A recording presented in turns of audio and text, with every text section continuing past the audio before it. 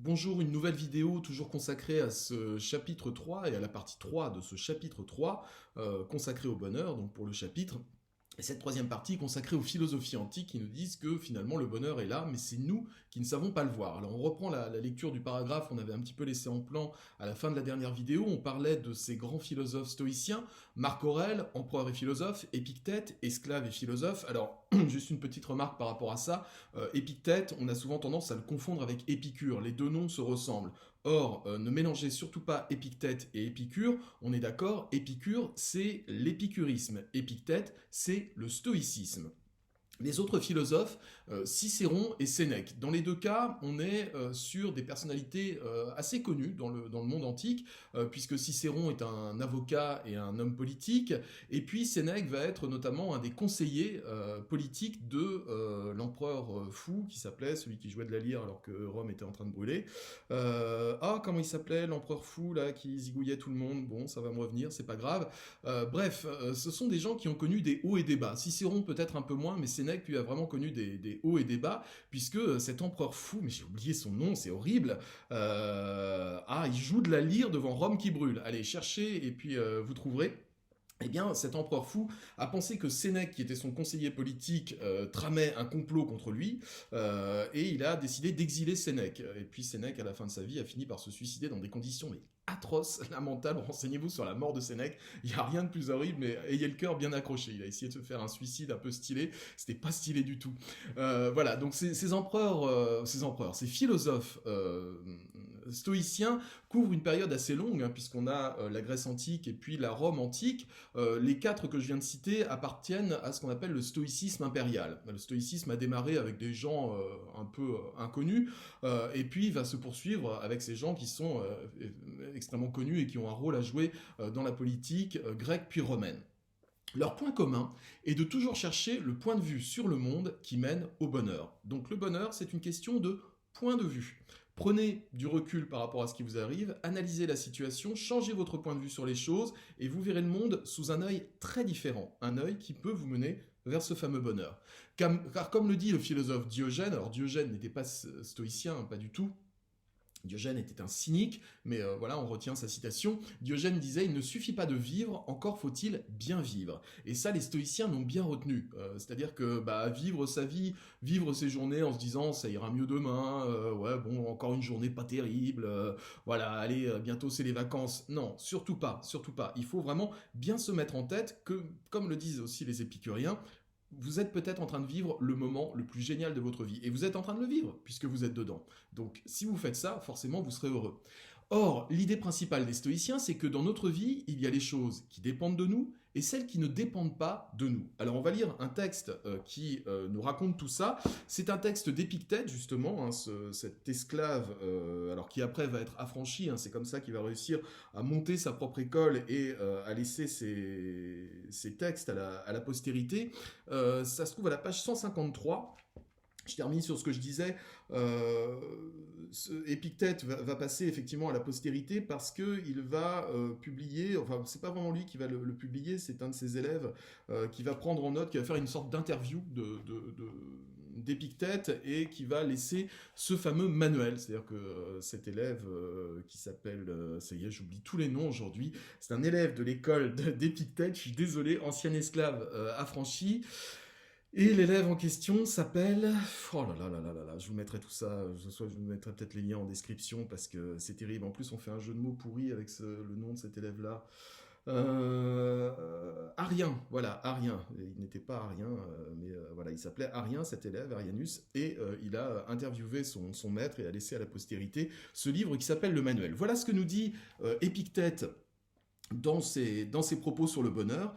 Il y a des choses qui dépendent de nous, il y en a d'autres qui n'en dépendent pas. Ce qui dépend de nous, ce sont nos jugements, nos tendances, nos désirs, nos aversions. Aversion, c'est quand vous détestez quelque chose. En un mot, toutes les œuvres qui nous appartiennent. Ce qui ne dépend pas de nous, c'est notre corps, c'est la richesse, la célébrité, le pouvoir. En un mot, toutes les œuvres qui ne nous appartiennent pas. Jusque-là, ça paraît assez évident. Les choses qui ne dépendent pas de nous sont par nature libres, sans empêchement, sans entrave. Les choses qui dépendent de nous sont par nature libres, sans empêchement, sans entrave. En gros, c'est à vous de décider comment vous voyez les choses. Celles qui n'en dépendent pas, inconsistantes, serviles, capables d'être empêchées, étrangères.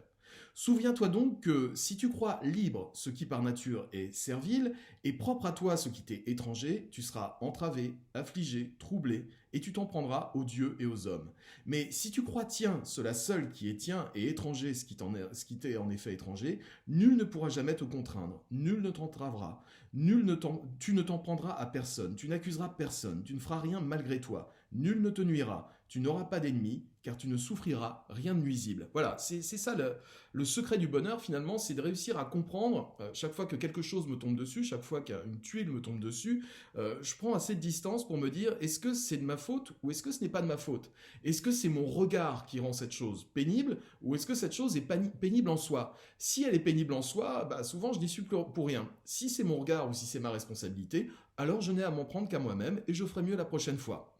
Par conséquent, chaque fois, par exemple, vous savez, quand vous avez une mauvaise note et vous dites c'est le prof qui est nul, il explique mal, il est mauvais, vous ne faites que prendre la fuite. Et si c'était vous qui étiez en tort, ouais, le prof, vous pourriez aller le voir, vous pourriez lui poser des questions, vous pourriez en parler autour de vous, mais vous préférez vous plaindre, vous préférez être dans euh, la fuite en avant par rapport à ça.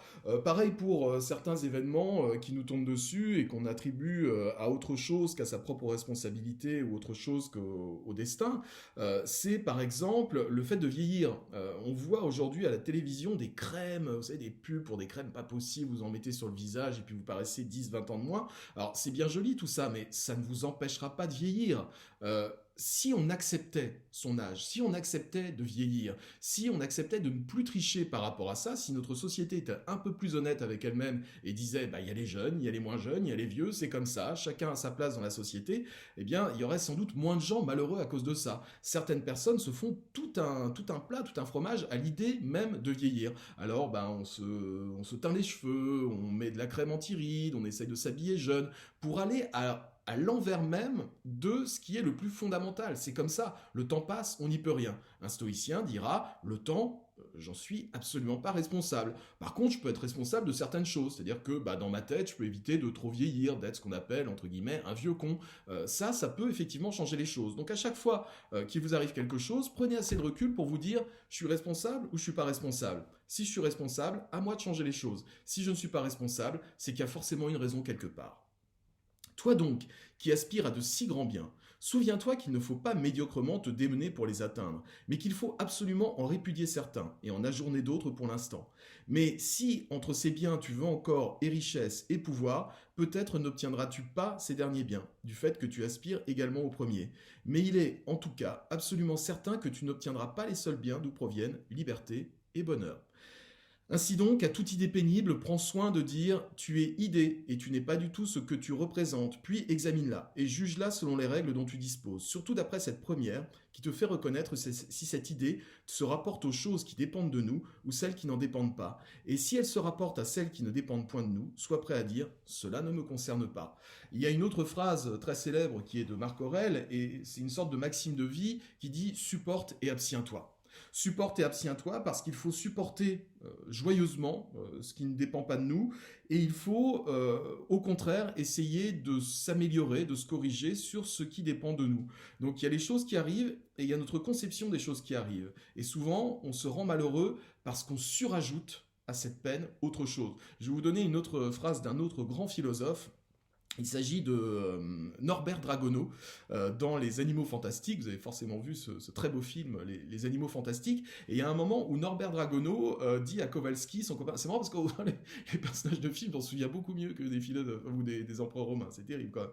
Et donc Norbert dit à Kowalski, s'inquiéter, c'est souffrir deux fois. Je trouve que c'est une très belle phrase, une très belle formule et qui résume très bien le stoïcisme. S'inquiéter, c'est souffrir deux fois. Non seulement tu dois supporter la situation, mais en plus tu t'inquiètes et tu t'en rajoutes, alors que c'est peut-être pas forcément nécessaire. Si au moins on supportait correctement et avec intelligence ce qui nous arrive, peut-être qu'effectivement ça ferait moins de mal à nous-mêmes et aux gens autour de nous. Alors j'avais prévu des questions là aussi sur ce texte d'Épictète. Question, pourquoi avons-nous tendance à mélanger ce qui dépend de nous et ce qui n'en dépend pas ? Ce qui dépend de nous, c'est notre humeur, notre culture, notre intelligence, notre façon de penser. Effectivement, on est responsable de ça, et on peut toujours le changer. Ce qui ne dépend pas de nous, c'est l'image que les autres ont de nous. Vous savez, on aimerait bien tous plaire à tout le monde, mais il est évident qu'on ne peut pas plaire à tout le monde, c'est pas possible, donc il faut l'accepter. Le fait de vieillir, de mourir, tout cela arrive de toute façon. Or, les hommes et les femmes ont tendance à s'accrocher à ce qui ne dépend pas d'eux, mais du destin. Nous désirons ne pas vieillir, pas mourir, nous avons peur des accidents, du temps qui passe, nous voudrions que tout le monde nous aime. Tout cela est justement impossible. Si je veux agir en sage, il faut que je change mon état d'esprit et que je me concentre sur ma façon de me comporter, ma façon d'aborder les autres et de réfléchir. Une fois que j'ai réussi cela, je ne suis plus jamais ennuyé. C'est bien ce que nous dit Épictète dans le texte. J'accepte ce qui doit de toute façon m'arriver, la maladie, la vieillesse, la mort, et je gère très bien ce qui est à ma portée. Mon état d'esprit, ma joie de vivre, ma vision du monde. On ne peut donc être heureux que si on agit moralement envers soi et envers les autres. Les sages sont toujours admirés et respectés pour cela. Le désir doit s'éduquer. En d'autres termes, chaque fois que vous ressentez une émotion, essayez de la contenir par votre raison. La passion doit toujours être domestiquée par la raison. Prenez le recul nécessaire et dites-vous, je suis responsable, est-ce que j'y peux quelque chose? Parce que parfois les élèves me disent, bah oui, mais admettons quelqu'un qui est très malade, qui souffre d'un cancer par exemple, ça veut dire qu'il dit, ah bah le cancer est une maladie, donc je ne fais rien et je me laisse mourir. Non, non, surtout pas. Tant que vous avez les moyens de vous soigner à votre disposition, utilisez-les, bien sûr. Ce n'est pas un fatalisme, c'est vraiment une forme d'acceptation de ce qui se passe. Mais tant que vous avez les moyens de vous battre, battez-vous, évidemment, puisque ça dépend de vous et ça dépend de la raison qui a créé la médecine, les médicaments, les traitements, etc. Mais à partir du moment où vous n'avez plus aucune prise sur les choses, eh bien, le stoïcisme vous dit, lâchez prise. Au moins, vous serez plus heureux, vous serez plus serein par rapport à ce qui vous arrive.